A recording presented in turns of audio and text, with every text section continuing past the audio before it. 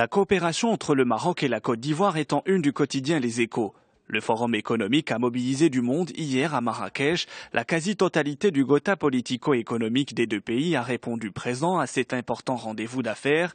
Création d'écosystèmes régionaux et priorité aux investissements conjoints, les hommes d'affaires maroco-ivoiriens affichent leur détermination à faire de l'axe Rabat-Abidjan un modèle de coémergence économique. Le quotidien rappelle que les échanges entre les deux pays ont été multipliés par 3 entre 2009 et 2013, atteignant ainsi plus de 1 milliard de dirhams.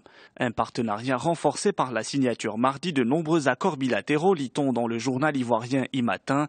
Ces accords portent sur divers domaines de coopération, sécurité, santé, éducation et enseignement technique. Le Maroc et la Côte d'Ivoire sont désormais des partenaires sûrs, commente l'Infodrome. Ces dernières années, coup sur coup, les opérateurs économiques marocains se sont signalés dans plusieurs secteurs d'activité en Côte d'Ivoire, écrit le journal, sous l'œil avisé de Sa Majesté le roi Mohamed VI. Le président ivoirien l'a souligné hier à Marrakech, l'Afrique doit faire confiance à l'Afrique, rapporte Abidjan.net. Je suis venu spécialement dire aux chefs d'entreprise marocains d'accélérer le rythme de leur implantation en Côte d'Ivoire et de continuer la diversification de leurs investissements dans d'autres pays, a déclaré Alassane Ouattara. Au Maroc, le haut-commissaire au plan vient d'annoncer des perspectives très prometteuses pour l'année 2015.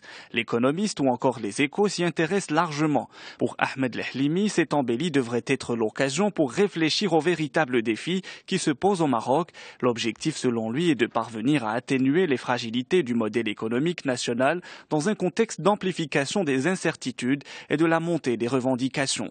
Les projets de loi organiques des régions, des communes et des provinces seront examinés aujourd'hui par le Conseil de gouvernement. L'information est en une d'aujourd'hui le Maroc. On apprend que le Maroc comptera officiellement 12 régions au lieu de 16 actuellement sur la base d'un projet de décret. Autre nouveauté, la révocation des élus, jusqu'ici pratiquée par le ministère de l'Intérieur, sera désormais du ressort des tribunaux administratifs. En France, l'État passe à l'offensive, titre Direct Matin. En réponse à la vague d'attentats qu'a connu le pays, l'exécutif s'est lancé dans un combat contre les extrémistes. Le Premier ministre Manuel Valls a présenté hier son plan de lutte qui conjugue moyens humains et financiers supplémentaires. Il a également annoncé un meilleur équipement pour les policiers, des moyens pour les renseignements dans les prisons, mais aussi des renforts pour lutter contre le cyberdjihadisme. Les mesures annoncées hier ne font pas l'unanimité, nous informe 20 minutes. Ces mesures représenteraient un risque pour la démocratie, selon les défenseurs des libertés individuelles.